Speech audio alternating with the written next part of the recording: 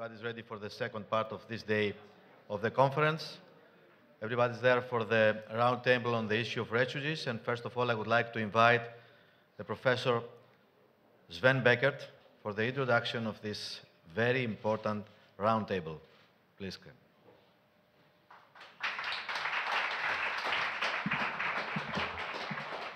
Thank you so much. Good afternoon. Great to see so many of you here again tonight. Again, my name is Sven Beckert, and I'm one of the co-conveners of this conference. I come from Harvard University, from the Weatherhead Initiative on Global History, and we are one of the sponsors of this series of conferences. I very much want to welcome you to this afternoon's session on refugees and soccer, and also in that way to our continued exploration of the long history and of the fascinating history and global history of soccer. Before we start, I want to thank once more President Marinakis for having enabled us to get together here. And I want to thank him especially for enabling a conversation between scholars, between players, between people running clubs, between managers, but also yesterday with politicians, business people, and others. This is a very rare opportunity to be able to engage in these kinds of conversations. And I also want to thank him very much for his great hospitality. I know Greeks are known to be very hospitable people, but this is more than we expected. This is really a wonderful welcome to the beautiful country of Greece. Now I want to introduce the chairwoman of this panel, Amanda Lucia de Toro, who is coming to us from Barcelona and then from Argentina.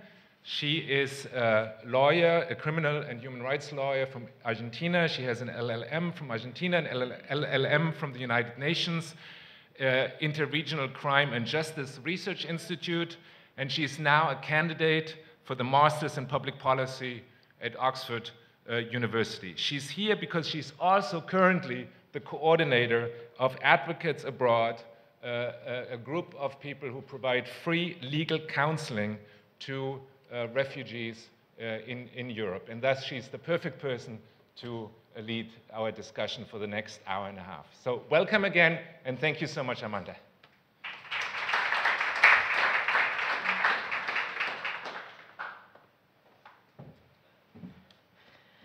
Good afternoon. It's my honor to introduce the refugee panel and to introduce this inspiring group of professionals and activists who today will describe their experiences in working on the ground with grassroots organizations in Greece, France, the UK, and Turkey. Well, the first speaker today will be Pedro Scalise. As co-founder and impact investor of social enterprises such as Organization Earth, an environmental NGO, and Euphoria, a sustainable development startup incubator, Petros is a firm believer of the transformation of local communities through mass resource mobilization. He currently serves as vice president of the Scalise Foundation, a non-profit organization whose mission is the promotion of a peaceful, democratic, and prosperous Southeastern Europe. He also serves as the president of the Athens Information Technology, a non-profit technology academic and research institution, and he's president of the Athens Tech, a private technology innovation and entrepreneurship college. He frequently serves as judge to Greek and international business and startup competitions, mentors young entrepreneurs, and also serves as an Endeavor Senior Advisor Network. Previously, he was the vice president and shareholder of Intracom Holdings, one of the largest multinational technology groups in Southeastern Europe, and the vice president and shareholder of Intralot SA, a gaming technology supplier and lottery license operator. He was also the vice president of the Greek football team, of course, Olympiacos, from 1995 to 2008. He is currently an independent city council member in Piraeus municipality, responsible for European affairs, and the founder of Hope Refugee Football Club. Hope Refugee Club was established in November 2016 for refugees living in Athens. The second speaker today will be Burkal Efe. Burkal holds a degree on psychological counseling and a master's on performance anxiety from Eylul University. Between 2006 and 2009, he worked as counselor for the youth section and the futsal team of Turgut Lopor. He then joined as a volunteer for the Support Writers Association, where he helped the organization progress nationally and internationally.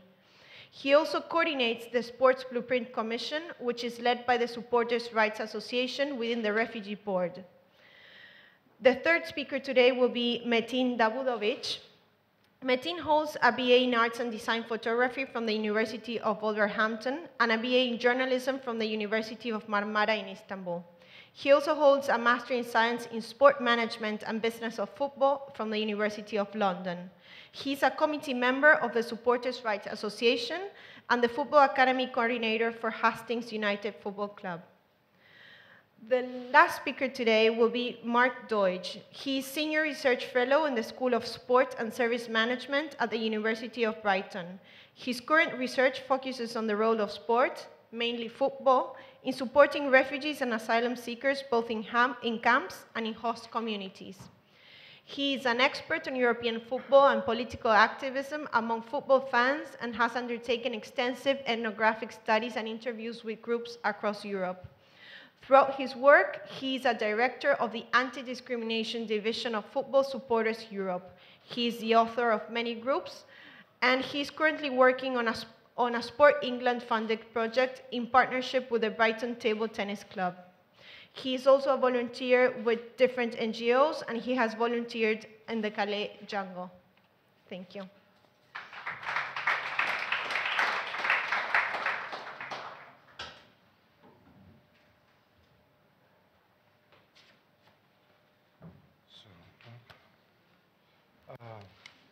Thank you, Amanda, and thank you for the introduction. It reminded me of George Mitchell's speech last night. And good evening from me too. I hope lunch was good and that you still have the appetite to hear a few talks on this very interesting subject. There you go.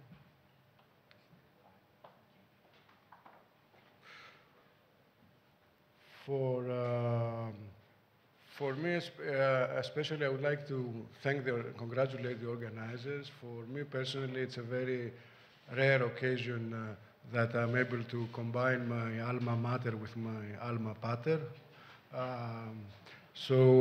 It has happened before in my life on a more personal level, and I will just keep it at saying that it was actually at Harvard that I realized the reality that Olympiacos is an NGO, and it should be working as an NGO on parts of it that are not involved in the fully professionalized media production that we are here.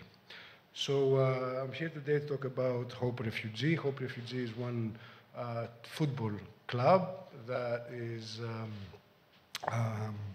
it gives refugees and asylum seekers the opportunity to play football, and also about Organization Earth and the work that we're doing in teaching kids and working with children in the refugee camps to give them the opportunity to train in organized football. So let me see if this works like that. So who is your favorite football player? Modern football is fueled by stardom and players and fantastic players and all that. But my favorite football player is Josefa Georgievich of the Benghazi. He's now in Sweden, a fantastic left winger. Reza, this is Reza. Reza is here with us from Afghanistan, a fantastic midfielder. And Fahim is not here. Fahim used to play with the Afghanistan under-19. He's now living in the refugee camp of Afghanistan. They all play for Hope Refugee. This presentation is about football programs for refugees and asylum seekers in Greece by Organization Earth. What is Organization Earth? Organization Earth is a Greek NGO founded in 2010 to promote the United Nations. Well, they didn't exist back then, but nowadays our mission is to work and promote the United Nations global goals for sustainable development, which means that we need to work to find the perfect space between economic growth, social inclusion, and proper use of the resources of the planet. How we get involved in the refugee issues was in, sorry, let me find how this, okay, there you go. So about a year and a half ago, in January 2015, in the port of Piraeus, which is a few miles down from here, the port city, the home city of Olympiacos, and where I serve as a city councillor, we had a situation where about 7,000 refugees from the Syria war arrived on the port of Piraeus, and for about 4 months they were living in an unofficial camp without a proper management, proper facilities. So the city had to step up and take care of these people in the best way that we could. That is the case when Olympiacos stepped up and provided not only thousands of meals, but also with people that I see here worked hard for that for 3 months, but also an immense amount of impactful goodwill for what was happening in the port of Piraeus. There is no enough adjectives to describe the social impact that an action by a football club can have on the general population. I saw the change of attitude towards what was happening in Piraeus once Olympiacos was down there every day, 2 times a day, providing meals. All in all, there was about 1 million meals served. About half of them were produced by Olympiacos. The rest were produced and distributed. The rest of them, some of them were cooked in the restaurants of Piraeus. We organized the distribution, and the rest we cooked ourselves on the spot. So we cooked about 100,000 meals on the spot, but with donated food and volunteer work. We did a lot of recreation activities, as many as we could, NFI distribution. For those not familiar with the humanitarian aid work, NFI stands for non-food items, clothes and things like that. We handle vulnerable cases, we provide information and legal support, and in this point I would like to thank Amanda and her organization, Advocates Abroad, for the work we're still doing together in providing very, very critical information and legal assistance to persons fleeing their homes. And we acted as the coordination point for Greek and international volunteers, and I might say here, authorities as well. So out of this, Earth Refugee was born, and it's a part of the organization Earth Umbrella, and it provides human services and educational services within our broader sustainable development umbrella to the refugee populations in Greece. We have finally moved out from what is not our job, that is humanitarian aid, to providing educational services, which we do in camps and also increasingly in Athens, in the center of the city, because we believe in the policy of closing the camps down and bringing the refugee population within the within the cities. So they need places to be, they need skills to be taught, and all that. After Piraeus, we followed our friends to a couple of refugee camps, new refugee camps, Skaramagas and Lavrio. There we found Abdullah, who is from Iraq, a holder of a degree in training. He had created a team, and we started to create a field in the tarmac. The easy part was to paint it. The difficult part is to get permission from the authorities. We had to move it about 5 times and no, this would be this and then it would be that. However, we said we're going to help these guys play football. People thought we were crazy. What the fuck are you doing? Sorry, excuse my language. What are you doing? And this is not happening. I must say also we had the fantastic support from a local football club, AO Haidari, who came and they brought the first equipment and all that. So why football? I think that this is a a crowd that understands why football. Football has, in our case, it was one of the few languages we shared. We shared the language of food, we shared the language of music, and we shared the language of football. Well, I can think something else too, but not pertinent. You know, this is an obvious explanation that football can bring people together. For me, as a football professional, it was obvious. For people who play football, it's obvious. It's not so obvious to the humanitarian aid world. I mean, it's not so obvious. It was not so obvious. And definitely not so obvious to Greek ministers and authorities. Anyway, I think that what is most important is that you give people a sense of belonging, you give them things to do, you give them access to an organized activity, you give them access to something that resembles what they were doing in their past lives, and slowly, you might be giving them some kinds of avenues for professional skill building. And we have cases like that, and I will talk about that. It's important how do you approach football and what part of football are you looking to. Obviously, we're not there scouting for talents, as I have heard from people. Oh, you must be seeing a lot of talent, and maybe know what the values that we are trying to stand by and try to transfer and cultivate responsibility, respect, discipline in the sense of following a set of rules and respect for the rules, cooperation, friendship between peoples. And in the beginning, we had different times for, you know, it was one time that the field was taken by Afghan, Urdu, and Pashto-speaking people. It was time the field was taken by Arab-speaking people. So getting them all together in one team was really important for the mentality of the camp. Self-esteem, self-confidence.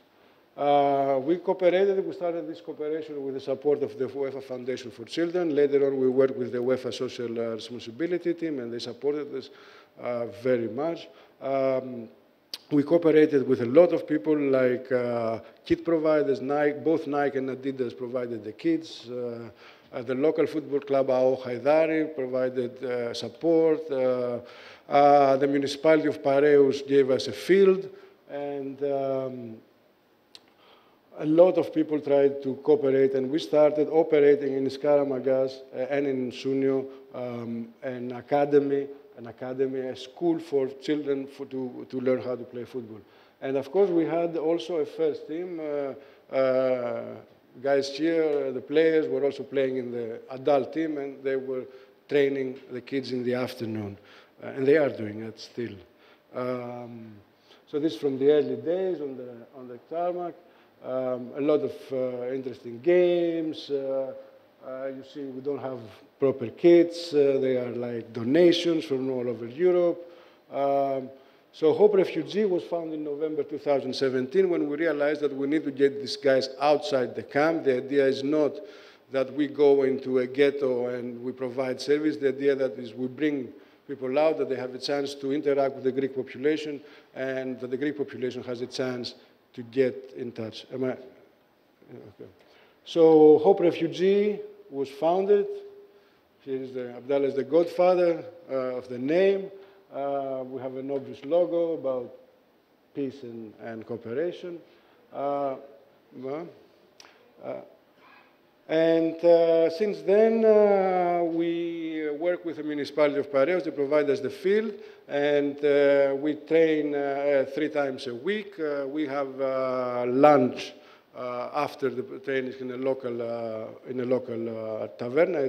The field is about a mile from here, and we compete in a championship, which is not an association. It is an independent championship.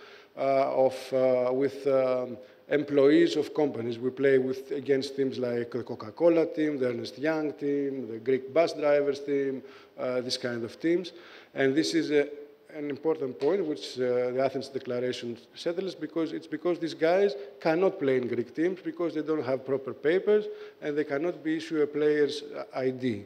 So this is one of the issues that I think the principal addresses and advocates address, and I'm sure that you understand what I'm talking about.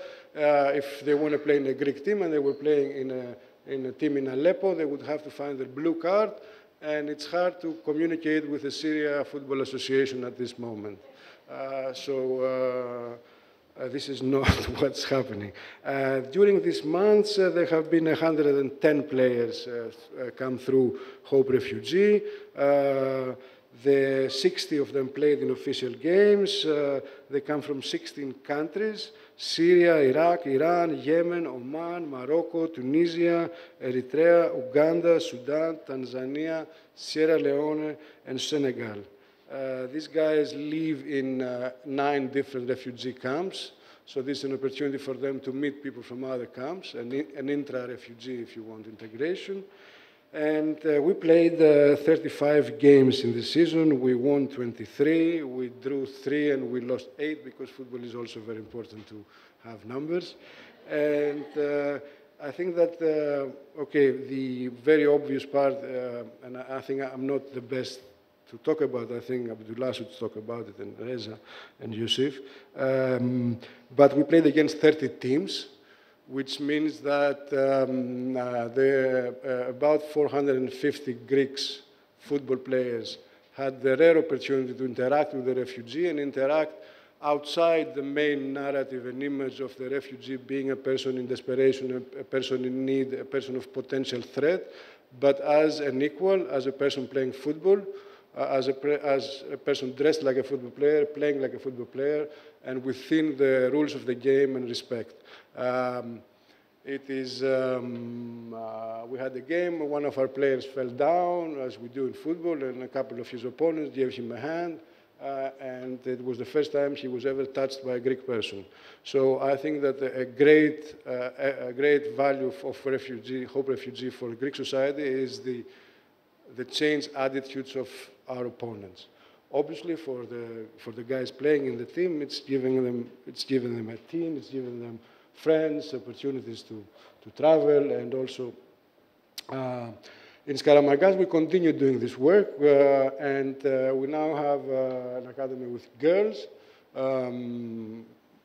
I think that girl football is not so developed in Greece, more so to cultures to the east of us, which is even more difficult for girls to be part of organized football. But in Skaramagas, we do have an international girls' academy, and soon I hope a team, which is going to play with other kids. 6 to 17 years old, very happy to play. Last week, we also had the first mixed game, boys and girls, which is a big milestone for us. We work in this project since June, I think, yeah? Beginning of July with Fundació Barcelona, which I would like to thank and congratulate, and as always, sticking to their motto of more than a club. Fundació Barcelona is operating football academies in a number of camps, and we work with them. They train us. And we run the academy in the Skaramagas camp, which means that a few of our guys now did get employment in football as coaches. Both Abdullah and Yusuf are working as assistants. They're getting trained as trainers. And so numbers, we run 6 football programs, more than 400 children, 150 adults, 7 refugee jobs, 38 games, 220 pairs of shoes provided, more than 80 volunteers. We have a lot of volunteers that come as assistants, as coaches. I think also this is, wait, no, this is later. I'll come back to the shoes. Also, like all football, because our idea about Hope Refugee is this should be a proper team. There should be lunch served, there should be proper kits, there should be proper training sets. People live together, people travel together, they travel in kit. And that means that, as in proper football, you try to take care of your players, both outside the field, So these guys were our first bunch who went through a series of professional opportunities for like employment counseling, language training, legal support, recommendation letter, and employment opportunities. This is our training team, Greeks and non-Greeks. This is our team. And going back to the shoes, these are two guys who play, two kids playing in our team. One got a new pair of shoes, but his friend didn't have a new pair of shoes, as most kids do not have proper shoes to play in a refugee camp. So they decided they're going to share their shoes. So which is your favorite club? It's Hope Refugee and Olympiacos. Thank you very much, and looking forward to the competition.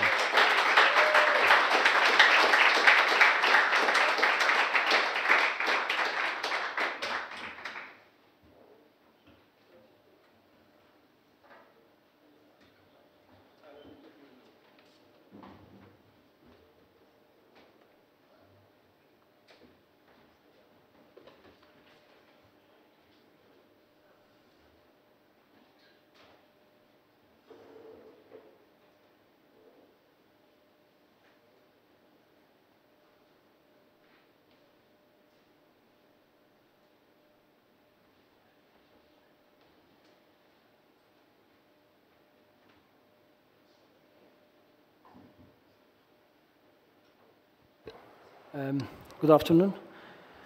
Burkal is going to make his speech, so I need to interpret for him. So you need to bear with me. Closer, yeah? Okay. So I need to interpret for him. It's going to be a little bit difficult. Yeah, okay. Okay, thanks. Konuşmama başlamadan önce böylesi değerli bir organizasyonda kendimizi ifade etmemize ve katkı koymamıza olanak sağlayan organizasyon komitesine, kusursuz ev sahipliğinden ötürü Olympiacos Futbol Kulübü'ne ve mültecilere yönelik yaptığı çalışmalarda ne tür sorunlar yaşandığını sahada deneyimleyen bir sivil toplum örgütü olarak nasıl büyük bir projeye imza attığının farkında olduğumuz Sayın Marinakis'e teşekkür etmek istiyorum. Olympiacos'un öncülük ettiği bu hareket umarım bir domino etkisiyle tüm Avrupa kulüplerini kısa vadede etkileyecektir. Before I start my speech, I would like to thank the organizing committee, Olympiacos Football Club, and then their hard work towards refugees' involvement in football. Mr. Marinakis is overwhelming hospitality. We are speechless with that what has been offered to us here. So we hope that what has been signed last night, declaration, is going to make domino effect all around Europe, and the more clubs will come forward, try to help refugees use their resources. Taraftar Hakları Derneği'ni kısaca tanıtmak istiyorum ve bu tanıtım içerisinde Suriyeli mültecilere yönelik yaptığımız çalışmaların da kronolojik takvimini sizlere aktarmak istiyorum.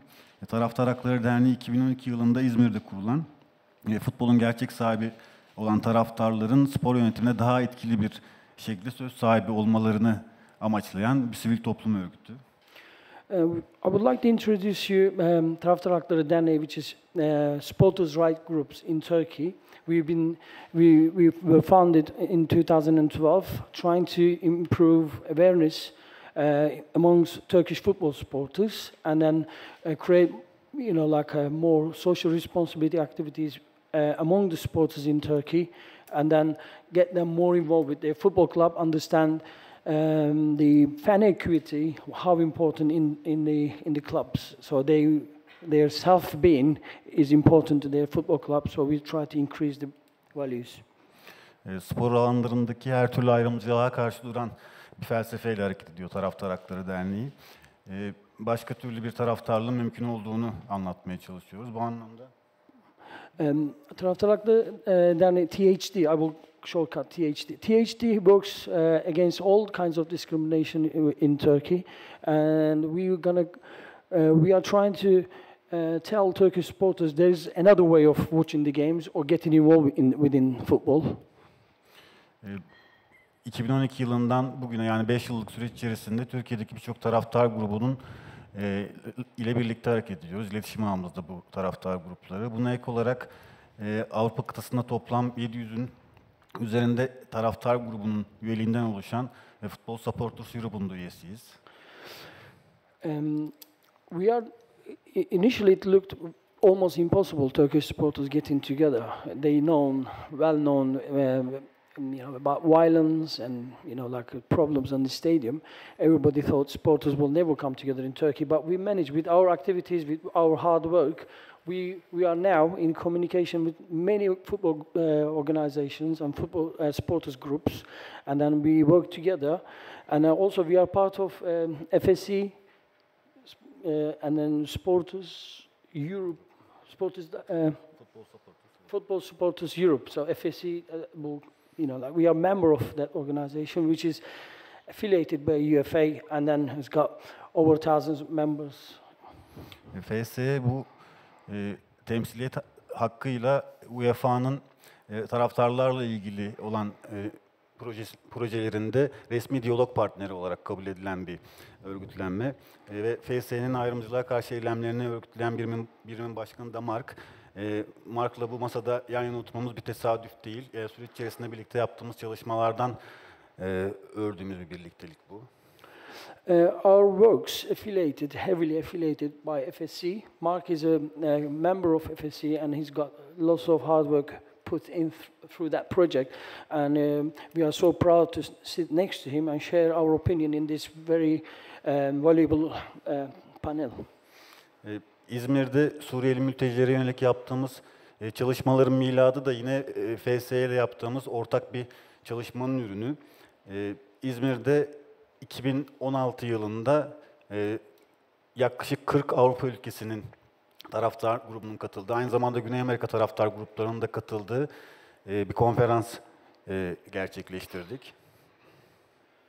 Okay, this hard work and the knowledge was transmitted to Turkish supporters by FSC. Part of that organization, we created a refugee football team, and then we organized an event in 2016, July 2016, part of a national FSC meeting. Unfortunately, it's been disturbed by the military coup attempt. So it was we only done the first day, and then on the night of the first day, there was a military coup, so everybody had to leave the hotels and they tried to leave Turkey. So, but part of that project, there was a game organized with the refugee football team. Bu organizasyon içerisinde yapmayı planladığımız spor şenliği Türkiye'de yaşanan darbe sebebiyle maalesef olmadı. Ancak bu süreç içerisinde kurduğumuz ilişkiler İzmir Kent Konseyi bünyesinde faaliyet gösteren mülteci meclisine kabul edilmemizi sağladı. Okay, the event was disturbed by the military coup, but we had lots of contacts during this meeting, and then we managed to have good networking, and then also within Turkey, nationally and internationally, and then Izmir Mayor, one of the constitution of Izmir Mayor is Konak Council, actually offered us to have a seat on the refugee panel. So the Refugee Council is being created, try to help refugees in Konak area in Izmir using sport participation. Böylelikle dünya nüfusu üzerinde en fazla mülteciyi barındıran bir ülke olan Türkiye, yaklaşık 4 milyon yakın mülteci var bizim ülkemizde ve İzmir'de de 300 bin oranında bir mülteci var. Bu mültecilere yönelik kendi imkanlarımız içerisinde faaliyetleri örgütleyebilme şansını yakaladık. All these experiences and opportunities gave us chance to have, create more activism around refugees, which we hold about 4 million, and then in Izmir on its own there are 300,000 refugees living. So basically that was a good opportunity, and then we are working towards it, like using our networks around Europe and in Turkey. Bu örnekleri şeyden Burkal is going to show. We prepared for this conference a booklet. Also, we created a 3-minute documentary which we interviewed refugee footballers. I mean, these footballers are ex-professional footballers. They were earning livings from football. It wasn't only sport development. They were elite performance player. So I feel more sorry for them, because if you want to play football, is only you are cut part of your heart. But if you are making a living out of a profession and you stop doing that, it must be more hurtful. And then during these videos and then presentation. Bir numaradan başlıyorum. İzmir'deki Suriyeli mültecilerden kurulu bir takım var. İzmir Suriye Spor. Çok yetenekli futbolcular var. Büyük bölümü Suriye'de milli takımın altyapısında oynamış oyuncular var bu takımın içerisinde. Bu takımla bir hazırlık maçı yaptık, bir dostluk maçı yaptık. Onun görüntülerini görüyorsunuz. Sonuç dostçu olmadı ama. İzmir Suriye Spor is created with the refugee players, Syrian players. They are most of them played for Syrian national team, and they are very good quality players. We played against them as a friendly game, but the result wasn't very friendly. So. Mülteci kavramını kullanıyoruz ama aslında Türkiye'deki Suriyeliler, mültecilik hukuki bir kavram. İzmir'deki Suriyeliler aslında mülteci değiller uluslararası sözleşmelere göre. We need to clarify one thing. We say refugee, but the people who comes from Syria, they haven't got any status. They haven't got right to claim asylum. Turkish government signed European Convention 1951 Human Rights Act, but unfortunately they had a clause saying that they will only allow refugees from Europe. It's funny enough, not refugees from Asia or Africa. İkinci örneğimize geçelim. Yine burada freestyle workshop düzenledik. Suriyeli çocuklara yönelik. Yaşadıkları bir agora denilen bir bölge var. Orada freestyle atölyesi düzenledik. 2 tane çok ünlü freestyle ustasıyla birlikte çocuklara güzel bir gün geçirdik. Top hediye ederek. And the second event was like a freestyle football. Two very famous, skillful freestylists visited us in Izmir, part of one of our different project. But we invited them to take a part on a freestyle on the street, Agora district in Izmir. Yine kentin dinamiklerinin, akademisyenlerin, medya mensuplarının konuya dair farkındalık yaratabilmek adına paneller düzenledik İzmir'de. And we organized some panels and events. The academics involved. There was lots of hard work put in through, and the methodologies used by professionals, and also city councillor, and also business people, and then sports persons involved in this number 4 and number 3. So it called Refugee City and Sports. The title was. İzmir'de faaliyet gösteren ve 5 yıl üst üste şampiyon olan bir kadın futbol takımı var. Konak Belediyespor. Aynı zamanda Şampiyonlar Ligi'nde temsil ediyor ülkemizi. İç sahada oynadıkları tüm maçlara Suriyeli kadınları ve çocukları götürdük. And there's a Konak Belediyespor women team, and they've been Turkish champions 5 successive years. And then it's very, very unusual because the other teams, Beşiktaş and all the other teams, trying to win the championship. And then Konak Belediye managed with their amateur but hard work. And then refugees being taken to their games. Like we took refugee families and kids to watch their part of sports participation. We want them to get involved. Sayın Petros'un sunumu çok etkileyici, çok heyecan vericiydi. Şimdi birazdan bir video izleyeceğiz.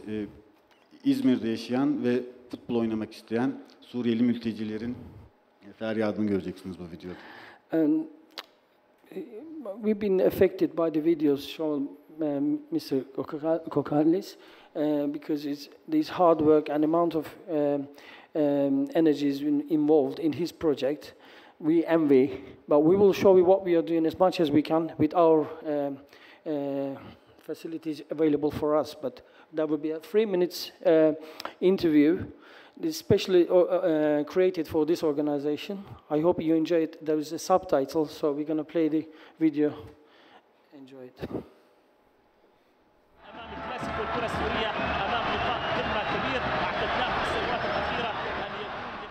سوريا انه كنت احسن، كنت قادر اروح على النادي، يعني كنت مبسوط اكثر من هون.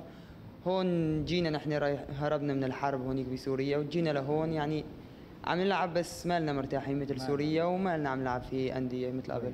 طبعا هو لو انه نحن كنا بسوريا نلعب صح، اما الحروب اللي مرت نحن فينا مسألة الحرب هي اللي خلتنا نلجأ لهالبلد هذا الطيب الكويس الحلو. اما بالنسبة انه يسووا لنا شيء بديل نلعب، نحن جاهزين، معنا اي اشكال، نحن بالعكس نحن والاتراك اخوه. انا كنت العب سوريا احسن، يعني هونيك المجال مفتوح كان لنا اكثر، يعني المجال كان مفتوح في سوريا اكثر، انه هون ما بيفتحوا لنا مجال نلعب طاول، يعني بنشتغل للبيت، يعني بنلعب ساعتين بالاسبوع، بنفكر بس ساعتين ايمتى يجوا مشان نلعب طاول. يعني يشتغل بمعمل تصنيع اكياس، ويعني يشتغل انه اخذ كل وقتنا وما عم نقدر نلعب طابه يعني الوضع هون كثير صعب يعني وما عم نقدر نلعب مثل قبل، ياخذ كل وقتنا وطول الوقت نحن بالشغل عم نفكر انه بلعب الطابه، يعني كل ساعه تمضي من الشغل عم نفكر بالطابه وبس. يعني انا معلم بويجي. معلم بويجي. ايفت اوستا بويجي. يوميا احيانا 90 80. بشتغل بالموبيليا يا بالخرطه. ايش بتاخذ مصاري؟ 50 ليره 50 ليره. بس نطلب شغله وحده هيك للاعبين الطابه، انه بركي هيك يصح لهم فرصه انه يبرزوا حالهم او يبرزوا حالهم بشي طقم او بشي نادي تركي مع اولاد البلد، ان يعطوا للعيبه حقه. يعني نحن اللاعب السوري عنده امتياز وعنده لعب وعنده مهارات، بس ولكن لما بنروح على النوادي ما عم يستقبلونا. وين ما كان يكون بس يفتحوا لنا المجال ويشوفونا نلعب، يعني ما يضلوا مصعبين الامور هيك علينا. يعني نحن لازم تفتح لنا المجالات. يعني يطلب من الدوله يعني انه تسهيلات مشان اللاعبين السوريين يقدروا يلعبوا بتركيا، وما يعني انه يتركوا الشغل، يساعدوهم مشان يتركوا الشغل ويتفرغوا للطابه، لانه في كثير مواهب تستاهل انها تلعب طابه وانظلمت بسبب الشغل. Teşekkürler. Thank you very much. Thank you very much.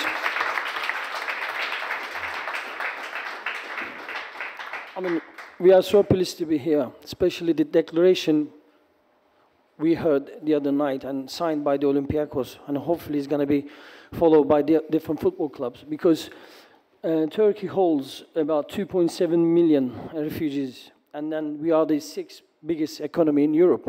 But unfortunately, we don't find any partners in Turkey to work with. Nobody is helping about any projects we can introduce. Let me give you one example. I don't want to give the team's name. I don't want to talk bad about particular football club, but there was a basketball game. We wanted to take 30 family members to game, because their only time for leisure when we take them out to football or basketball or any other events. Otherwise, they go home. They're worried about their future, hopefulness, like all the horrible things happen to their life. I mean, I never calculate how much their life in risk. For me, if someone's life even in risk 1%, for me, this person needs a protection.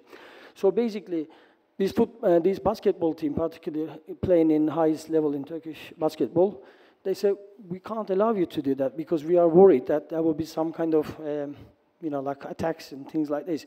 Because unfortunately, Turkish tablets is not helping the situation, because any bad things done by the Syrian refugee, they are almost blaming a whole refugees. Like when we are talking about 2.7 million. Even there are some news, Turkish person does a crime, and all of a sudden on the tablet it shows like a Syrian refugee done this. And so basically we are struggling. Well, how we started this project? Because when you're talking about 2.7 million refugees, half of them young people. So basically, young people means energy. So where you can transmit this energy is football, any sports activities. So basically, we are thinking that transmission creates like a confidence. When you do sports, you feel better, you're healthier, so physical activity. So basically, we don't want to use assimilation word or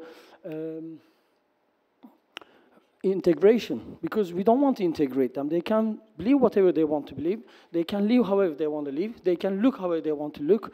So we don't want to affect. We want to live together. So as a THD, one of our aims to actually integrate our society to understand and get used to how to live with the refugees, because the war is very, very serious, because 6 years 10 million people almost lost their houses, loved ones. And before that, Iraqi war and Afghanistan, before that, Balkans, Kosovo, and Yugoslavia, we heard earlier. So basically, one of our work is towards our own society, hosting communities, because we want them to understand why they need to be more hospitable with refugee. But we are hitting our heads, we are hitting our heads against hard wall. So basically, before coming here, we are always enthusiastic to come and represent our work. But what we heard last night, that declaration and the Athens principles, we've had more excited. So what I'm thinking, because we haven't got much networking in Turkey, so we can create more networks with our European counterparts, use their experience, how they organize it, how they manage it, how they evaluate what they've done, and then positive and negative effects of the work. So basically, what we are thinking, if one of Turkish clubs signs that declaration, Turkish Federation need to recognize that, and they need to create a policy and a strategy and a plan that maybe one day they can work with us, because we are not aliens. But unfortunately, FSC recognized us, UFA recognized us. We organized an event in Izmir, 2016. There was no representatives from Turkish Federation. There was no recognition. I mean, we are only 5 hours away from Turkey, and there is no news in Turkey about this event. And there's lots of paper, magazines and newspapers talking about every other stuff, but this event is not being mentioned ever, like in their doorstep. And yeah, so basically, what I want to talk about, can you imagine, just close your eyes, think about something, whatever profession you have and what you love, making a living and taking money to your kids, or just making a living. All of a sudden, something happens, you can't do your job. You can't just be yourself, and you can't be waking up next morning to do that job. And we are committed because we are supporters groups, and we know we love football. If I was a religious person, I will make sure that they can practice their religion. So our work is sports and football. So basically, we cannot imagine how awful they feel not to be able to play football again, because they haven't got rights to claim asylum in Turkey, refugee status. Maybe in European societies one day they will get that status, but in Turkey they are not even the camps. Turkish government don't recognize them. They release them into the normal society without any securities, no education, no future. So basically, myself, I'm coming from a refugee family. My mom is from Skopje, Macedonia. My dad is from Novi Pazar, which is autonomy in Serbia. And I was a refugee in 1997. I had to leave Turkey to live in England. So last 20 years, I spent my time in England. So it's a horrible feeling not to have a future. So, and then we are carrying so much weight in our shoulders, and we take this very, very seriously. And then as an outcome from this conference, we are looking for any events we can carry to Izmir or Istanbul or Ankara, just to show them we exist. We care about refugees. We care about people's life, and especially in sports, in football. Just checking if anything I miss out. I hope I didn't talk too fast. Okay. Yeah. The worst thing, this is very important. Radicalization and then militant feelings when you're in a hopeless environment. Last thing you want these refugees to go back into the hands of radicals and extremists, especially Islamist extremists. We don't want to talk about Islamophobia at all, but political Islam is very, very dangerous. That's how personally I recognize it. But Islamophobia is never existed in my life. But we need to recognize there is very crazy extremists in Turkey, and I'm worried. These people, if you don't look after them now, in very near future, they will go back into these people $100 a day. We know that. They pay people to go and fight for them. If they don't have any other options, that's what's going to happen. So, thank you very much for listening to me.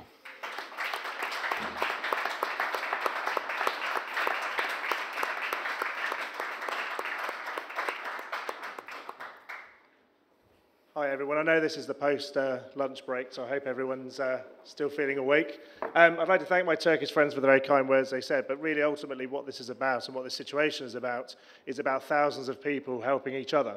And I think what we've seen from some of the speakers is just how much and how important that sort of cooperation is, because I think this comes back to a holistic approach that we all need to take from this, which is that there is no one solution to this. This is a situation where governments, where football clubs, where national federations, where football fans all have to take some responsibility. And that is why it's actually quite gratifying to be here. And, and obviously gratitude should be given to Olympiacos for hosting this and making this event and this opportunity to speak come about. And also by launching the Athens Declaration, because as Metin said, there is many players don't have a right to play, and ultimately that's something very important. But we've heard a lot about how football is a very important tool in this. And I'd like to say you're on a brief journey. We're in Calais, we're in a port city, a deindustrialized port city in the north of France. We get off the ferry, or we get off the Eurostar that takes us from England, and we come along on a motorway. And that motorway would just normally just take you off whisk you away from Calais and take you down into the south of France. But we take it off. We go through an industrial estate, and we head towards a refugee camp. This is in northern France. Usually when the stories are sort of told, we talk about Turkey, we talk about Greece, the islands, Athens, maybe into Croatia, as we've heard earlier. But on our doorstep in northern Europe, which tends to present itself as more civilized, we've had completely inhumane situations. As we drive through the industrial estate, an industrial estate like any other you'll see around the world, you'll go past lots of people just walking aimlessly, people from Sudan, Eritrea, Syria, Afghanistan, the names and places we've heard already. As we come close to the camp, there are police, riot police, heavily armored, carrying guns, with tear gas. This is an intimidating situation. And depending on whether that policeman has had a good night's sleep, you get hassled as you enter or not. And then you walk into the camp, and then you realize that this is a very different space. This is a very different space. It is an old industrial land, probably got any variety of toxic elements in the soil. This is something that's not deemed suitable for French people, but somehow people have made it livable. Livable in the barest sense of the word, because as you look around, you'll see that it's just muddy. It is sodden with the rain, because it's northern France, and it's like Britain, it rains all the time. And there's shoes, because it's so wet. People can't just wear their shoes all the time. And you'll see tents, you'll see wooden structures, you'll see a street, shops, where people have made careers, where people have made lives, have tried to create some semblance of normality. And amongst all of this, you'll smell it. There's poor sanitation, there's rubbish, because the French government doesn't see this as an important thing to do. And then you'll look to your right, where the French government has deemed that this is not an important place, and they have bulldozed the southern end of the camp. But within that, there is a space with 2 goalposts at either end, and a load of children kicking a ball around. And there's laughter, and there's people thinking, actually, this is something normal. This is something quite remarkable. And I'm a very critical sociologist. I've often been very critical of as Richard showed earlier, some of those sort of sport for development type projects.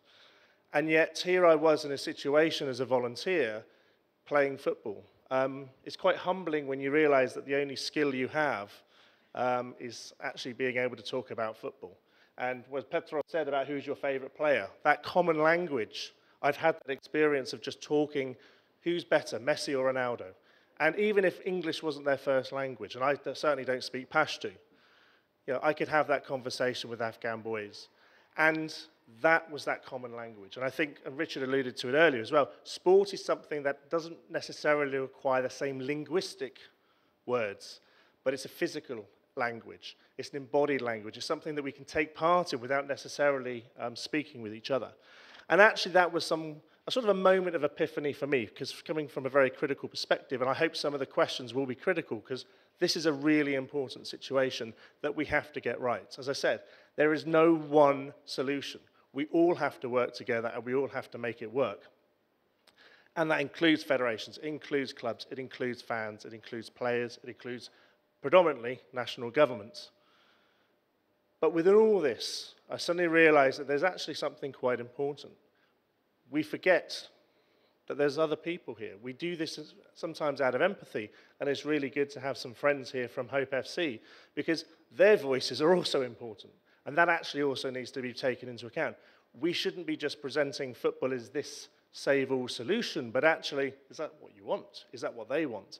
And I think that's what comes out through some of these activities, is whether there is actually hidden aspects, particularly around gender, and it's really good that Petros brought up about gender, because often there's hidden aspects to the refugee system and to the refugee process and the journeys that people have had, particularly around gender. Women are often the ones who are the victims of war, the ones who are hidden away and actually bear some of the brunt. And as Petros alluded, gender doesn't always come up as an important, football doesn't always come up as an important sport for young girls or women, and that's not just from the communities that have moved, but also from the host communities themselves. So we shouldn't just think, oh, let's play football, that will solve all of life's problems, because, as we know, there is racism in football, there is hooliganism in football, and often that's something that's come out of some of the research that I've done subsequently, which is those things still exist.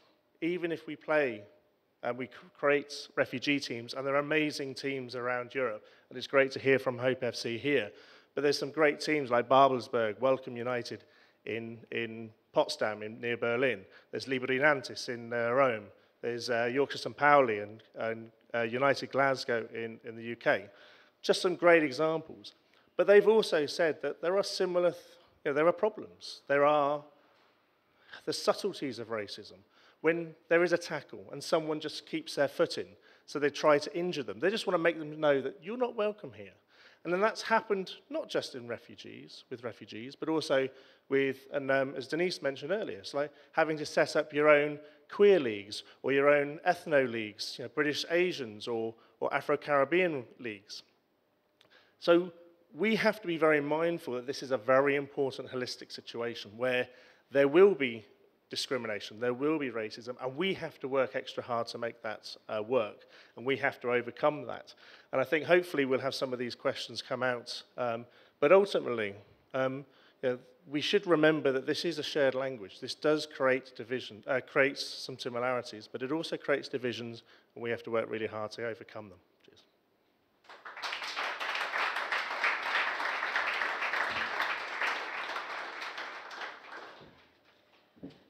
Thank you very much for sharing your experiences with us. I realize that we're running out of time, so I'd like to highlight 3 points and then pass to questions from the audience. The first point is that all 4 speakers agree on the importance of the intention to provide, through football, normalcy and stability to people who have no idea of how their future will be. The second idea is the thought shared by the speakers of diversity, empowerment, and opportunity, as opposed to the idea of assimilation. And the last idea, the need to provide this space of support as a way to avoid radicalization. So if there are any questions from the audience?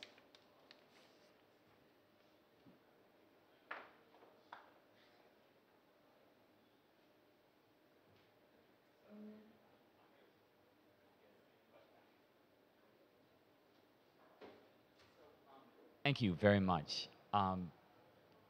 You're all coming from different perspectives. You see a similar problem in different places.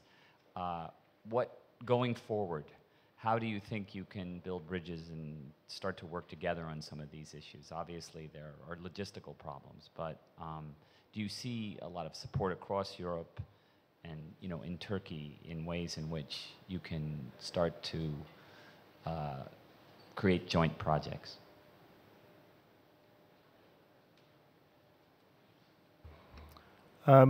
Thanks, Steve. That was a really good question. I think one thing that's really important is about building these bridges, and there is, and I think what THD here are trying to do is reach out, and I think one of the hats, many hats I seem to wear is of Football Supporters Europe, and one of the things that does is create a space where fans can come together across Europe, and that's when you get those face-to-face interactions, that you get those sharing of best practices and the best ideas. Also, what comes out is, let's not forget that there are people on the ground who are doing amazing work, and listening to those and hearing those is also important. And this should be co-constructed. You know, we're thinking of like Pablo Nero and the sort of pedagogy of the breast, where we all have a value in this, and the people who are actually taking part in the project should have a voice as well. But then it's about how do we facilitate those, bridging those spaces, because there's volunteers on the ground, there are fans coming together, there are clubs like this, like Olympiacos, who are bringing people together.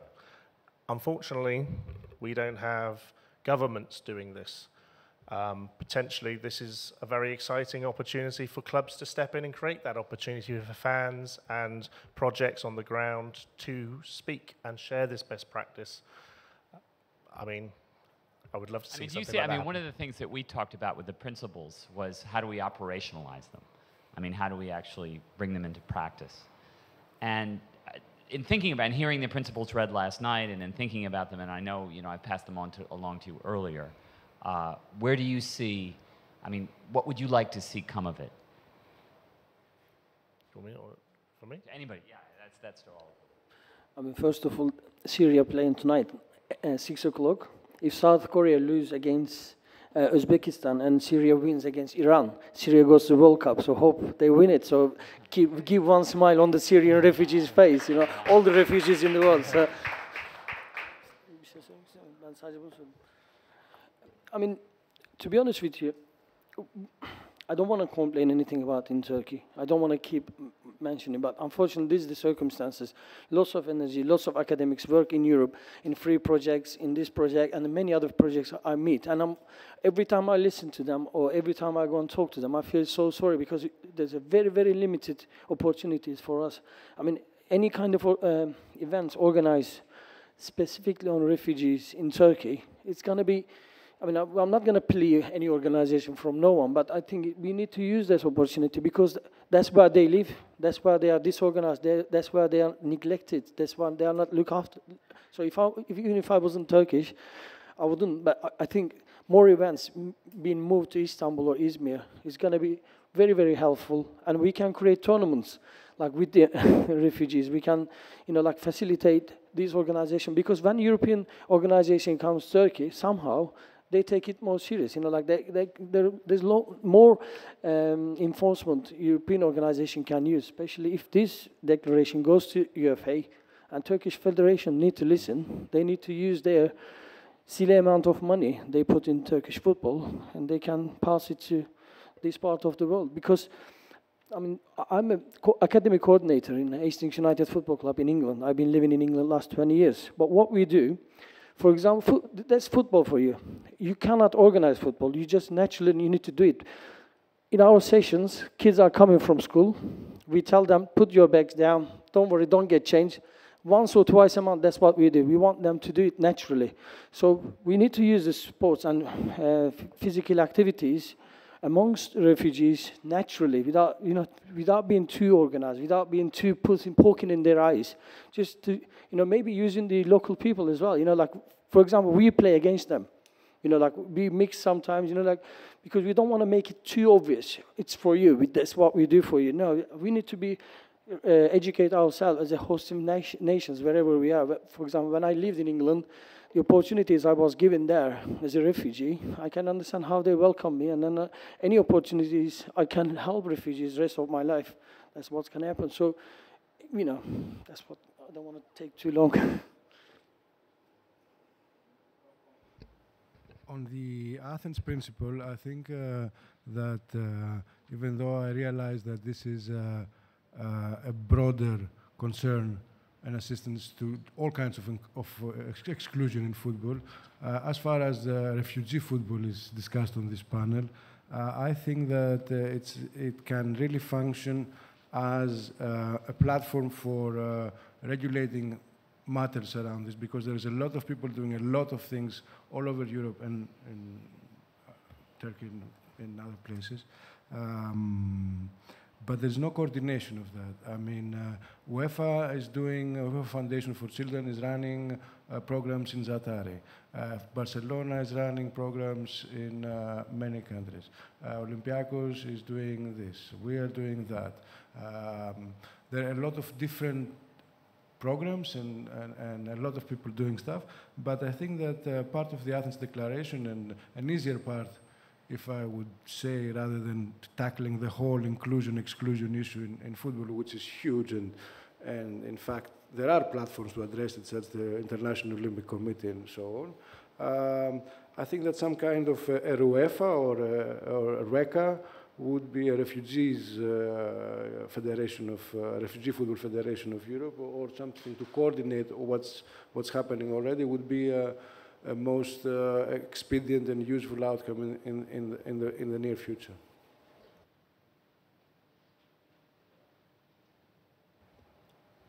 I don't know if we have more questions. Yes, just give me a second to flesh this one out. I'm thinking in the context of Calais in particular, Mark, where I've had a student working over the last year, working with some of the really small grassroots charity organizations that have kind of mobilized there. And it struck me as being surprising, the more kind of digging and reading I did, that reaching back to 2002 and the closure of the Sangatte Refugee Center, that the French state have refused or been reticent even to apply to the UN to acknowledge the camp as an official refugee site. And so I'm wondering, just hearing some of the fascinating and inspirational stories that you guys have been discussing up there, I'm wondering about the relationship, because it's one that I'm still trying to unpick myself, the relationship between like the United Nations High Commissioner for Refugees, UNICEF. I'm interested in the relationship between these big formal humanitarian, the formal humanitarian apparatus, I guess, and these small grassroots organizations, Hope Refugee Team. Do you get support from them? What is the relationship? Is it complete neglect? Are you just operating at different levels? Yeah, anything really you can say would shed light on it for me, because it's a pretty dark and murky relationship. I can directly address the Calais situation. I think part of this comes down to national governments, and you talk about the French state, but the British state is equally culpable here. The British states forced the closure of Sangatte, which was a centre within Calais, which allowed people to apply for visas or for asylum status before getting to the UK. So rather than having to undertake an incredibly dangerous situation to try and get to the UK, they could claim asylum for the UK from France. So the British government is equally culpable here, and the British government has done very, very little. And I think what's happening here in Greece should be commended, and in Germany and in certain other countries. And because it wasn't recognised as an official refugee camp, that meant that UNICEF, Save the Children, Oxfam, Red Cross would not take part because they did not want to lose their political access. And I'm going to be quite candid here. But what happened, though, was a significant number of independent grassroots activists, people who were just moved by the emotion of the situation. Empathy was a key here. And I think we're coming up to the second anniversary of the death of Alan Kurdi, an image that went around the world, which is very upsetting, and it's a shame that he's become a symbol of this, because he didn't have a choice in any of this. But people were moved by that. Ordinary individuals, people who've never undertaken any form of activism in their life, maybe someone who wasn't engaged in what might be considered sort of political action.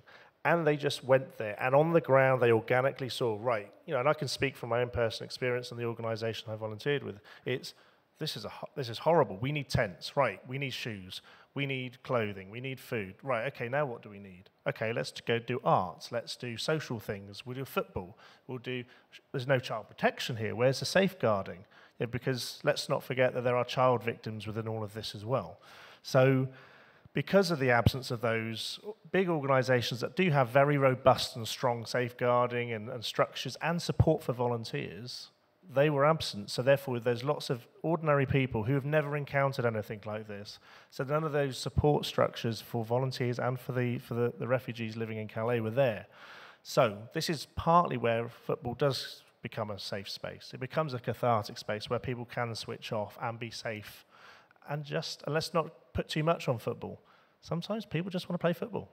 It's a way of just having fun, switching off, trying to remove yourself from the situation, the boredom, the horrors, the trauma. We don't have to try and fix things sometimes.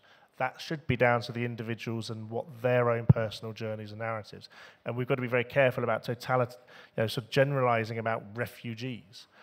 Everyone has had a very individual journey and a very specific journey, and their voice is very important in all this. And just to assume that they're one sort of generic group is a middle-class Syrian lawyer who gets on a plane from Syria is very different from an Eritrean boy who's had to trek across the Sahara and cling to a boat and a train and an ice lorry or whatever.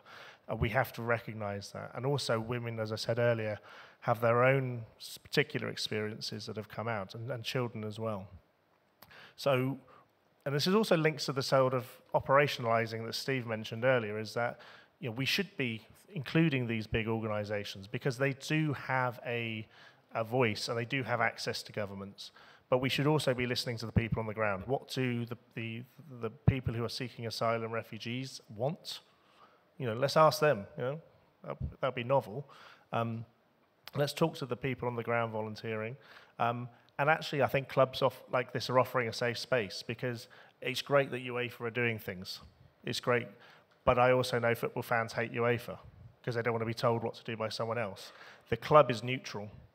Most fans out there are more likely to listen to the Olympiacos than they are to listen to the Greek Football Federation or to UEFA.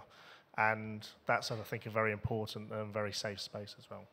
Pedros, in particular, can I ask you to comment, given that you mentioned that the UEFA Foundation for Children supported the Hope Refugees team, and you mentioned working with advocates abroad. Did these relationships come around organically, by chance, or were you approached by UEFA? Did you approach UEFA? I'm wondering how these partnerships happen and how they can be encouraged to happen more. Well, it goes without saying, I would say, that the reason that we work with UEFA is because I was very familiar with the work that UEFA was doing. I was managing director of a professional football club playing in the Champions League for 15 years, so I knew who to speak to, I knew where to look at, and still it was not very easy to do. But I will share you a story about your question. We are sitting on the dock of the port of Piraeus with about definitely more than 5,000, probably less than 10,000 people, families living on the tarmac, having to provide food and every day. And we're freaked out, right? I mean, we don't know what to do. And then we see this guy with a UNHCR uniform. And we said, here we are, the cavalry arrived, they know what they do, they will be here tomorrow, they will take over, we will go home. Then nothing happened. The next day, a container arrived with UNHCR. Okay, we said, this is going to happen. They brought their offices. Nothing was happening in the container. Then 2 weeks later, two weeks later means 15 times 30,000 meals, 450,000 meals that we have found, right? Because this is the situation. 2 weeks later, there's a lot of hubbub in the container, and then Angelina Jolie arrives. Creating a lot of basically traffic problems for the refugees, but also a lot of very useful publicity. Then Angelina Jolie leaves, and the container is closed again. And so at this point, I was very convinced that, the UNHCR, I'm not a person who comes from the refugee assistance, I come from football. And so I was convinced that, these guys are like, not of help.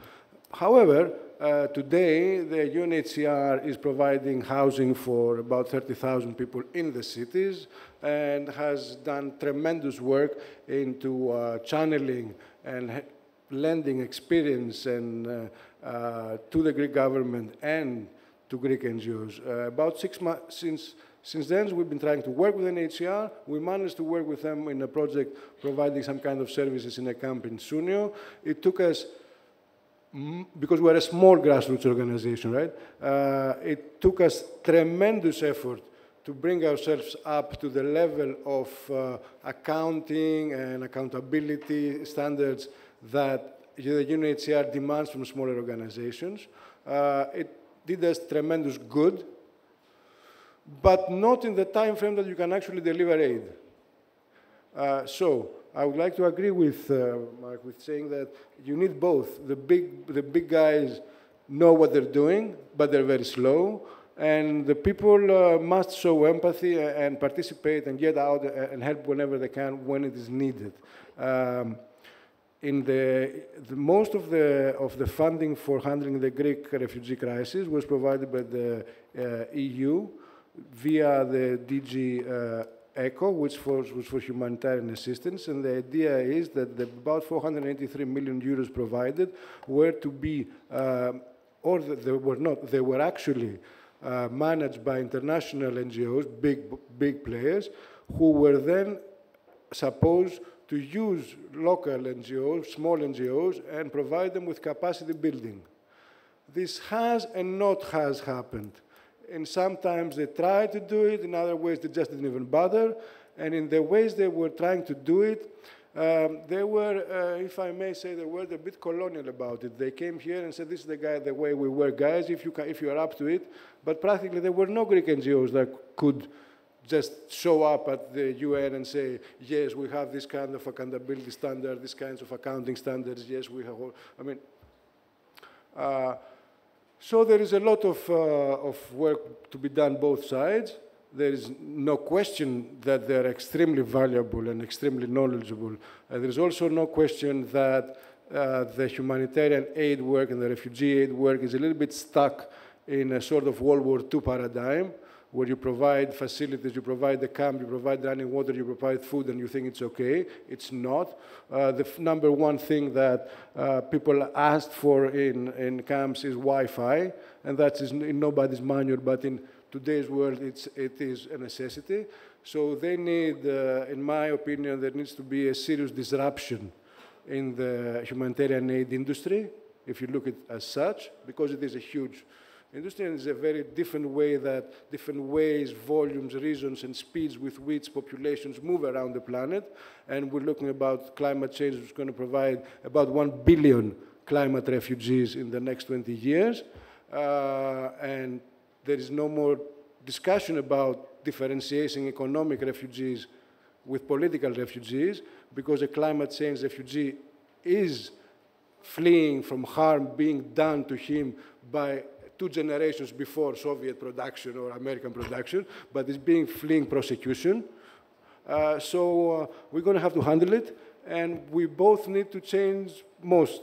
My best lesson taken out of this was the tremendous awareness and effort that ordinary people put in it, and they showed up. I mean, we cooked 101,000 meals, and we did not pay a single drachma for buying stuff. It was brought to us by grannies in bags, and volunteers separated, and volunteers cooked it. So that was tremendous. And, you know, this cannot really be bettered. But the other side, they have a job to do, and they should get their act better together. Unfortunately, we don't have time for any more questions.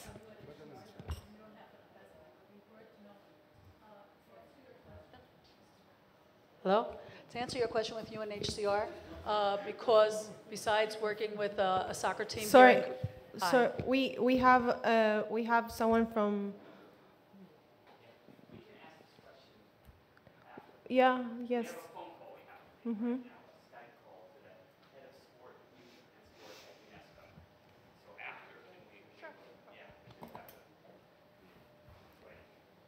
Okay.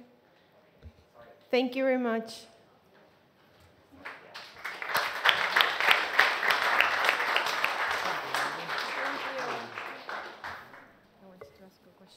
But I'll ask later.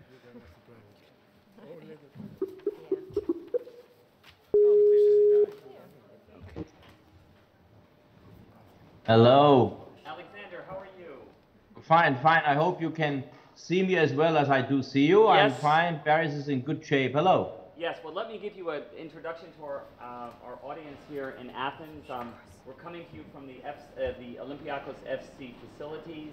Ladies and gentlemen, this is Mr. Alexander Shishlik. He is the head of youth and sport at UNESCO. He's going to give us a little 10-minute talk, and then he's going to take your questions. We had a very rousing ceremony last night where which I know you've read, the Athens Principles were signed and are now going to be sent out to the world, so I know that people are going to want to talk to you about them. So please, I give you the podium for 10 minutes from Paris. Thank you. Thank you, and thank you everybody who has been behind the conference, Stephen and Mike. And unfortunately, all this came up a little bit too late, so I wasn't able to be with you because in fact, UNESCO, who works as the intergovernmental organization that looks after sport policy at the government level, is of course very much interested to understand what's happening in the sport field. And we talk always about the multi-stakeholder process. So what football clubs do as clubs for football and what they do in society is of course extremely important if you drive the sport agenda. I'm a little bit off the context now of what you were discussing because in fact everything that you have written into your declaration is taken in many words from the seminal charter of UNESCO that was approved in the 70s and then was revised in 2015 on physical education, physical activity and sport. And what is important to understand is that while a football club, and you are representing mostly this spectrum of sport arena, is of course doing the things that are good in its sport, every sport can only develop if the enabling environment exists. And I speak to you now in a community of a country of the European Union. Many of the scholars in the room come from the United States. In these places, all this is more or less under control and things are not so bad. But you must understand that the world is a much bigger place, and on many of the public policy agendas, and also on the funding agendas, sport is not seen as the real enabler of development. That is a statement that I make. You might understand it because you come from the sport environment and say, oh, sport is an enabler of development. But in fact, it's very difficult to demonstrate. And we haven't seen a single sport minister in the world yet who had all the advocacy tools in place to tell, look, if I pay for this gym, for this stadium, or for this training facilities, or if I distribute equipment to a certain group of population, I will have benefits in inclusion, benefits in health, benefits for the elders, benefits for achievements in academic institutions, and so on. So this linkage between what is being done by sport and the overall development agenda is not very clear. And when we met in the Russian Federation, Kazan, just a few days ago, the ministers of sport approved what we call the Kazan Action Plan. I have sent this over. If it isn't on your table, don't worry, it's all on our website.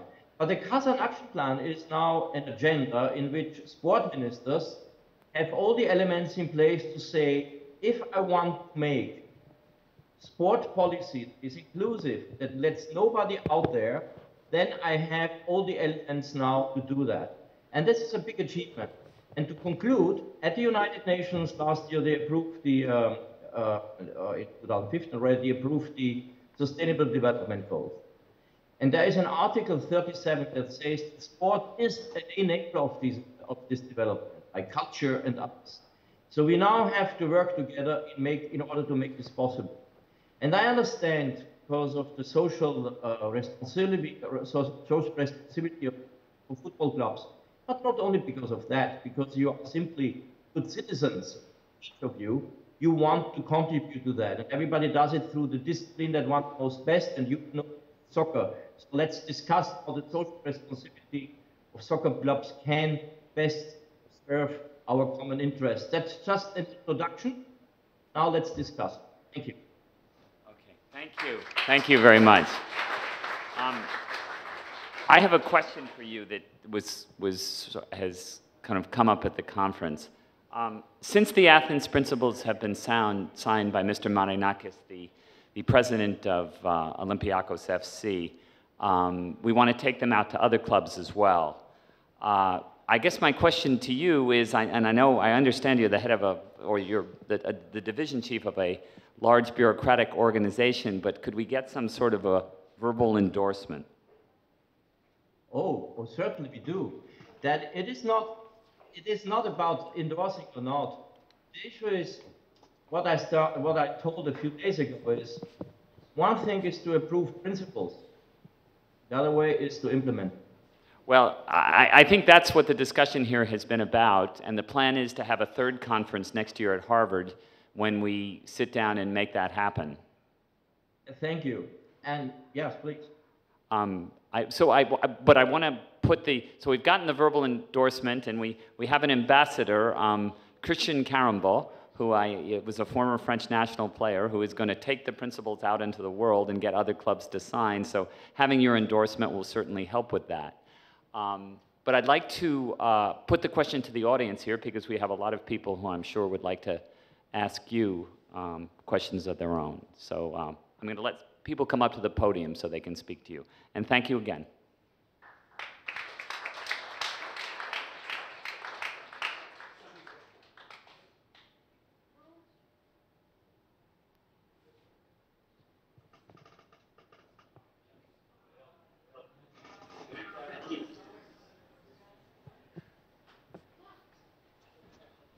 Good day to you. One of the questions that I have is, over the last year, the relationship between sport and sustainable development has become more uncertain. Parts of the UN has disbanded in that regard.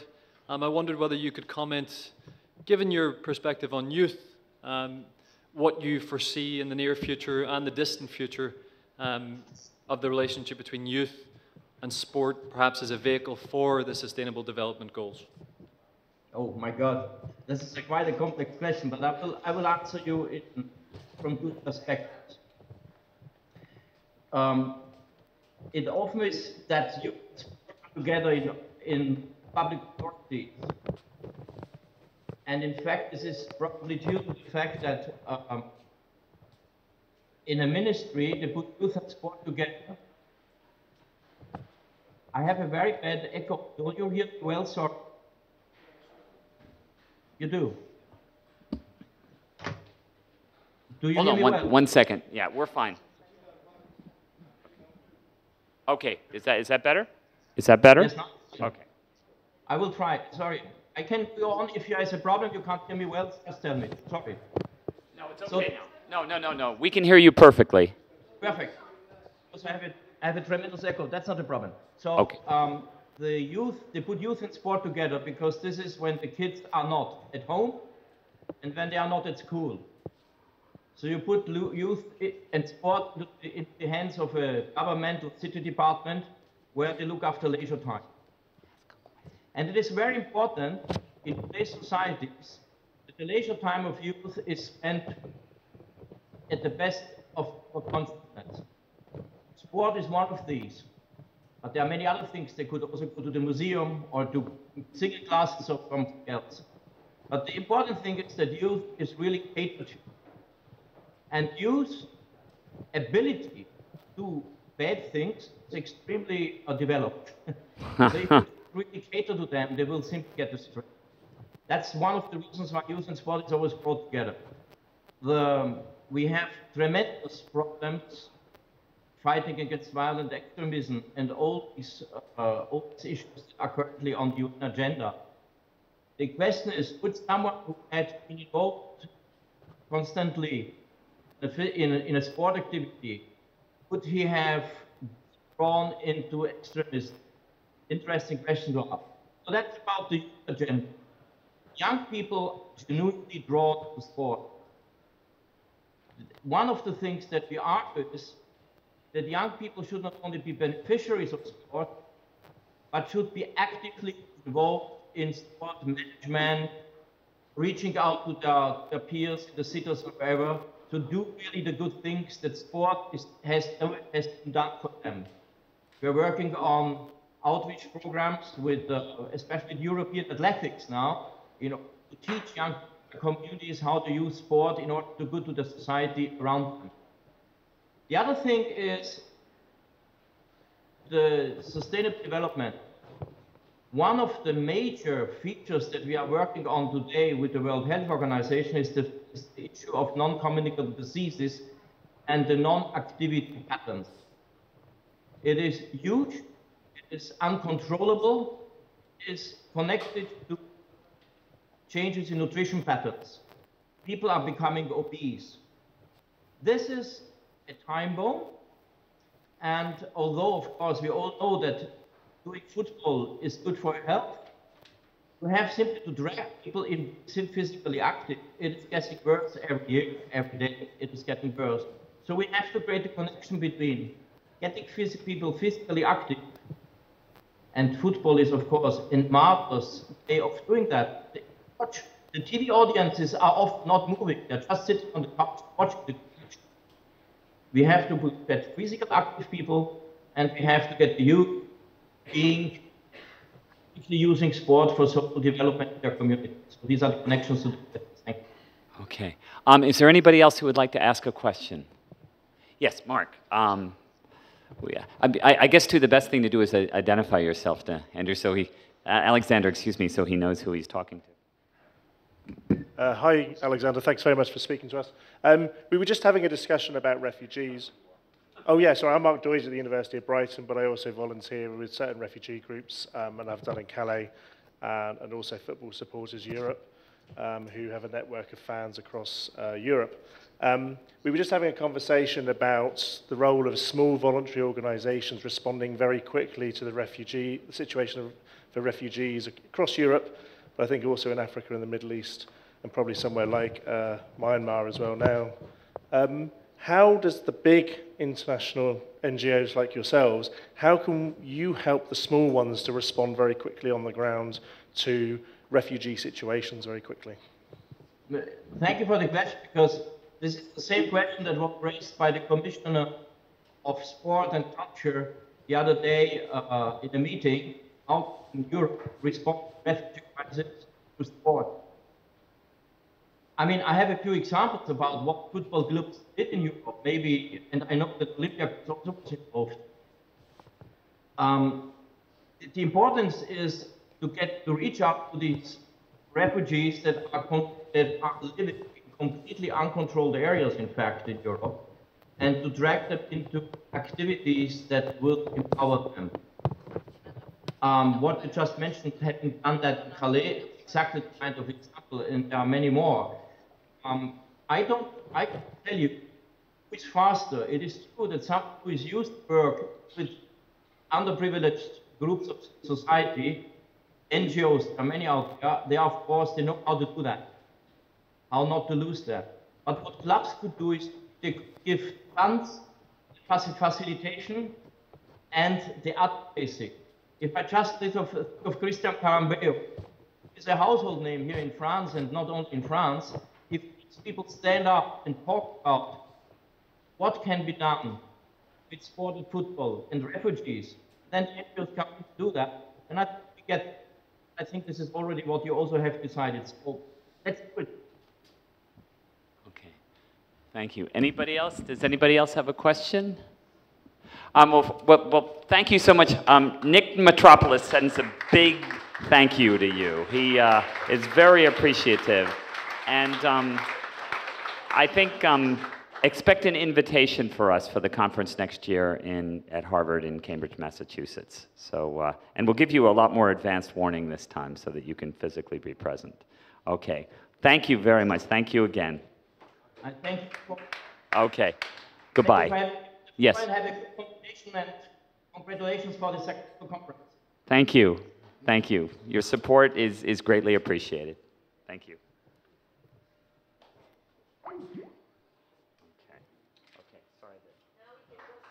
What?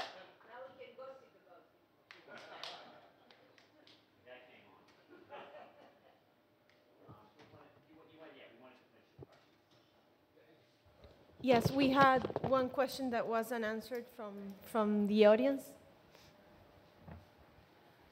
In answer to the UNHCR involvement, which a lot of people are unaware of, in Greece when, in 2016, early 2016, when the crisis hit a very big high, the NGOs showed up, all the NGOs showed up, just like a modern day version of Peace Corps. What a lot of people are unaware of is UNHCR could not attend until the Prime Minister said that they can come in. So when they came in, the big mess they had in Lesbos was to have all these NGOs willing to work with their role models that they've had experience from to coordinate them. And they realized after a while that that was necessary. As far as we're concerned, because we're in Yana now, we have a soccer team there. They're in first category.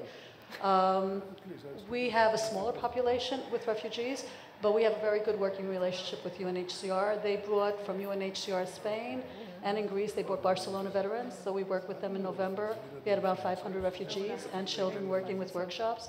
We just did one recently also again. And I have, what I do with UNHCR, because we have some NGOs, but not that many up there, is I have UNHCR be responsible for bringing permission slips for the children to come to the soccer workshops. Parents can attend, but we like to have the children only for the workshops so they feel comfortable. But the whole movement from 6 different camps in Epirus is something that UNHCR picks up for me. So it's something that can be consistent for them, but we have a different relationship because it's a smaller population than what you see in other places. What was the question?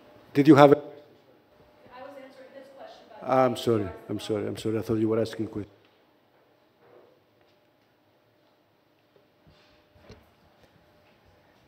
Sven, thank you. Okay, to get back to our discussions earlier, you read so much nowadays in the world about the, mistreatment of refugees and the problems of refugees to get admitted to host societies. And I just want to applaud you for, the work that you have done under often very difficult circumstances. And in some ways, I think this needs to be emphasized that Turkish society, European society, Greek society, civil society has, many people have really gone out of their way, like you have, to support this enormous number of refugees that has arrived in Turkey and in Europe more broadly and elsewhere. And, there are obviously a lot of problems, but I think we should also take heart from the fact that many people, if pushed, are willing to help. As you say, you provided 100,000 meals, and people just brought you the food. I mean, this is a very impressive, impressive action of regular people, of civil society, especially in circumstances that are not so easy for Greek society itself, or for Turkish society for that matter. So I just want us to acknowledge that. And then I wanted to ask, because we have some people here from FC Hope, and I wonder if you can say a few words about your experience and what do you think about this entire discussion? Can I? Thank you. Actually, I was about to propose the same. We have the refugees themselves over here. Food players and coaches as well, so I suppose we can give them, a step to talk for themselves. So next to me is Abdullah. He's from Iraq. He's a football player and also a certified coach. We started together last July, the football program for the children in Skaramangas camp. And at the same time, we continued. He's one of the coaches of Hope Refugee Football Club, the adults club. And he continues in the program we have in collaboration with Barcelona Foundation. So there you go, Abdullah.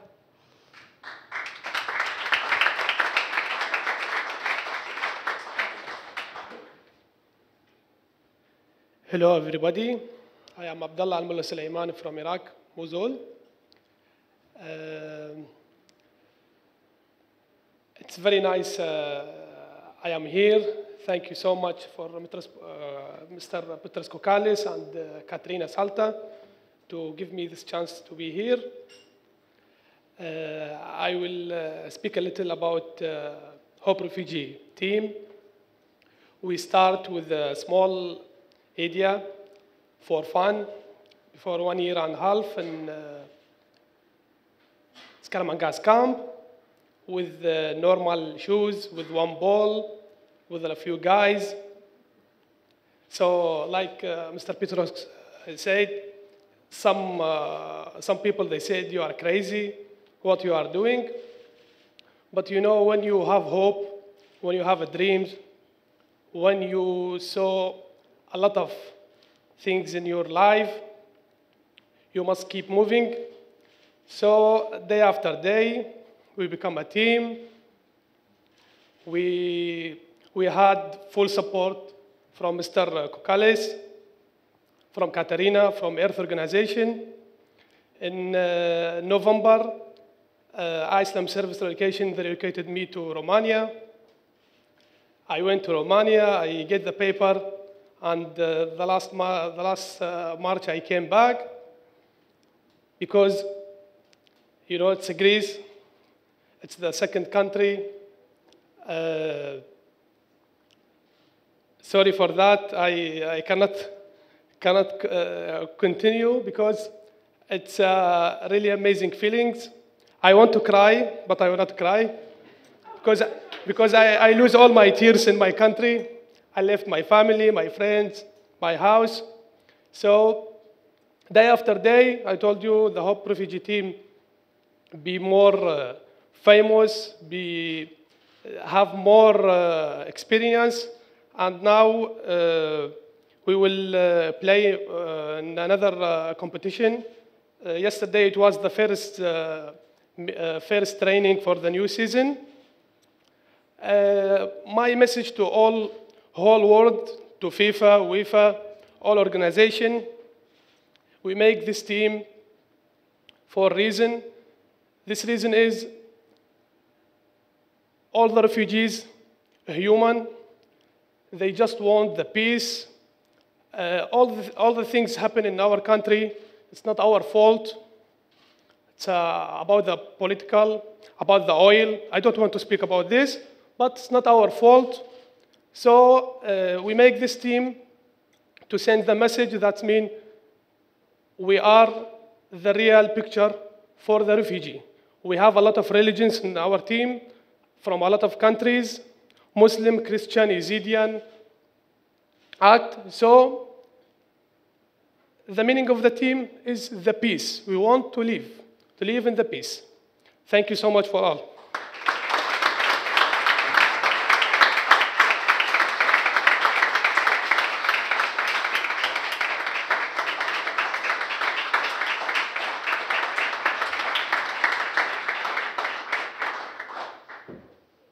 So with this, we end the panel for refugees. Thank you very much for coming. Thank you.